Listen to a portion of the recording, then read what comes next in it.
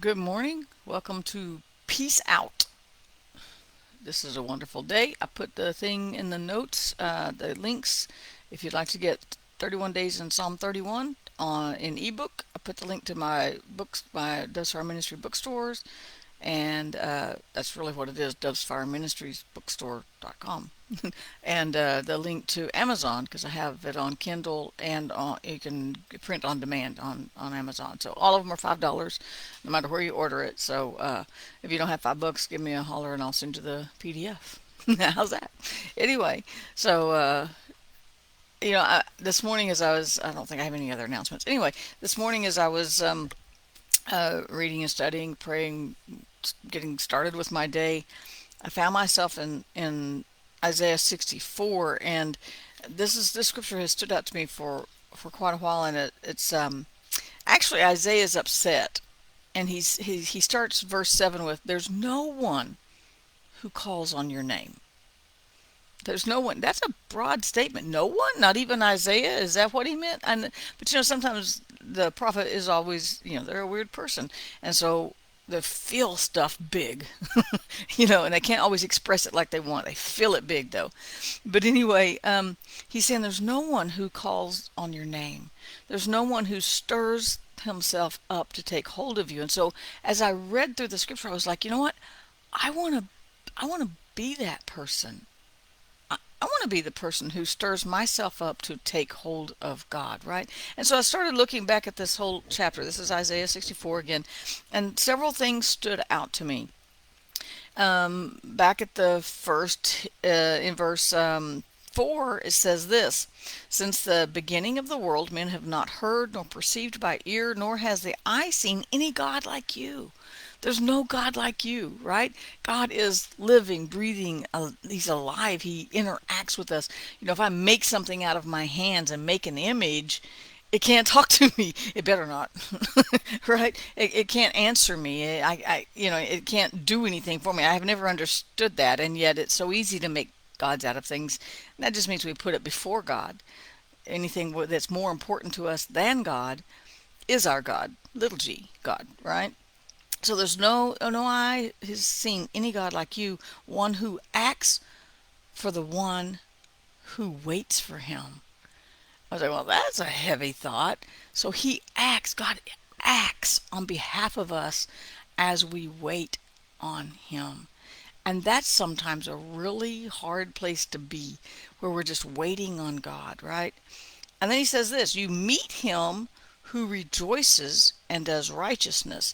You meet the one who remembers you in your ways. And we've talked about the difference of knowing God's ways and his acts. We can know what he does, but when we get to know him by the word and through prayer and understand who he is, then we know. So you can know a lot of you know what I do. I do a devotion. I write. I write web content. I write books. I take care of Chris. Those are things I do, but you don't know me. You don't know how I react. You might not want to. You don't necessarily know my mannerisms. You maybe don't know who I am the rest of the day. You know me for this 10 minutes here, right? And you know the things that I do, but you don't know who I am. You don't know what it's like to sit and have a cup of coffee and just chill with a deep conversation or a silly conversation. I can have both, right? And so we want to go past just knowing what God can do for us and learn who he is in an intimate way. We can know God intimately. He doesn't just have to be a pie in the sky God up somewhere up there where we can't reach and we can't hear. No, he walks with us. He wants to be intimately acquainted with us. What my favorite scripture, Exodus 34:14, New Living Translation. God is a God who is passionate about his relationship with his people. And so when we wait on him, we get to know his ways. Then we work all down through here and get to that place where we stir ourselves up to take hold of him. We get to that place where we go, okay, God, I've been reading the Bible, but now I want to know you. I know what you can do, God, but I want to be with you. I want to hear your voice. I want to have better understanding of your word. I want to know how you react. I want to know what you love and what you hate. And yeah, God does hate. You didn't know that? Yeah, let me just turn over there real quick. I know this is extra. It doesn't cost anything. So turn over to Proverbs. Ooh, let's see. Stretch my brain this morning. I believe it's six. It lists 7 things that are an abomination to God. Six things that God hates. And I'll have to find the scripture. I think it's up on the top left though. But he says there's 6 or 7 things that God hates, and he says he hates an unjust measure. He hates those who mistreat others. Gosh, I didn't know I was going to go to that scripture. Okay, I'll find that for later and I'll put it in the thing. But there's 7 things that are, because Solomon says there's 6 things you hate. Oh, actually there's 7. And so there are some things that he hates, right? He doesn't like it when we treat others unjustly or unfairly. He doesn't like an unjust balance, and that means I weigh one situation one way and then the next time I weigh it different. He loves consistency. He loves patience. He loves us, right? And so anyway, so we want to know the things that God doesn't like. And that's part of being in a relationship with a person. You learn, if this gets on their nerves, just don't do it when they're here, right? And so you learn what they like and what they don't like. Maybe you don't know, I like my coffee black, strong and black, straight up. I don't want anything in it. Now, occasionally I like a caramel macchiato or something like that. But for the most part, every morning I drink my coffee straight up black. But as you get to know me, you get to know the things I like. And that's what it means to stir ourselves up and take hold of God and get to know him. Know what he likes, what he doesn't like. And develop that relationship with him. And then as it goes on down here, and even though he's talking about, oh, you've hidden your face from us and God seems so far away, and sometimes it can feel that way. He doesn't move. He's always right here. He can't go anywhere else because he's everywhere. So he doesn't have the capacity to leave us. Duh, right? But he's saying are we going to stir ourselves up to take hold of God because we aren't in the right we aren't in the right place positionally, right? And then he goes down, and this is his prayer of submission, I guess. This prayer, he says, "Oh now, oh Lord, you are our Father." So he's putting himself back in the right position with God instead of, wondering who God is, wondering where God is. He's going, "You're our Father. I get that." And he says, "We're just the clay and you're the potter. We're the work of your hand." And he's placing himself back in God's hands, so to speak. See, God's not going to override your will and just pick you up and make you into something. But as we yield to him, as we say, "Okay, God, I'm going to trust you with today.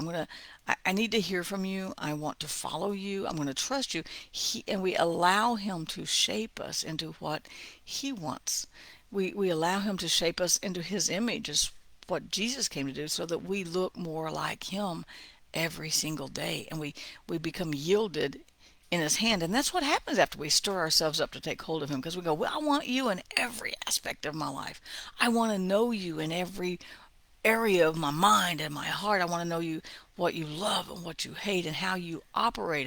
And because then I want to measure my day by that, right? I want to measure my day by what God's day looks like, because I want to walk in step with him on down every path of life, right, in every stage of life. I just want those steps to be right with him. And that's where true peace is, when we're just walking in step with God.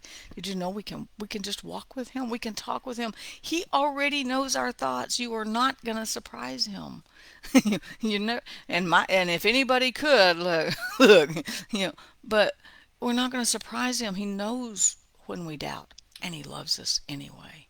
He knows when we're in fear, and he reaches out to us anyway. He knows when we're mad at him, and he reaches out to us anyway. He knows when we're upset. He's got that.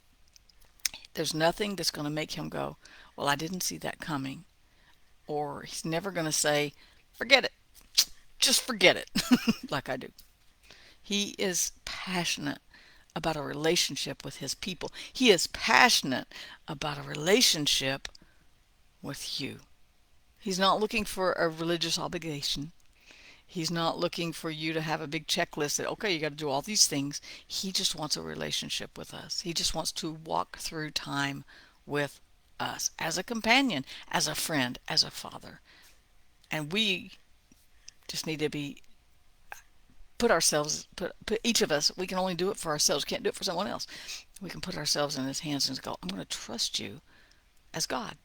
I'm going to trust you as my father. I'm going to trust you as the one who created me. Can you say that? He created me. He put me in time right here. This is where he wanted me in time, and this is where he put me. Doesn't that just blow your mind? Man, it does mine. But that's maybe not much, right? I hope I said something today to help you. And I hope I said something that made you want a relationship with God. I hope I said something that made you want to stir yourself up so you take hold of him and let him walk through time with you as you walk through time with him, right? It's all about eternity, but right now we're in time. We got to deal with what we got to do in time, right? I pray that you let the peace of God reign in your heart today, and that he abundantly blesses you with peace and mercy and grace for today. And I should see you in the morning. I probably will. I think so. Anyway, have a great day. I'll see you tomorrow.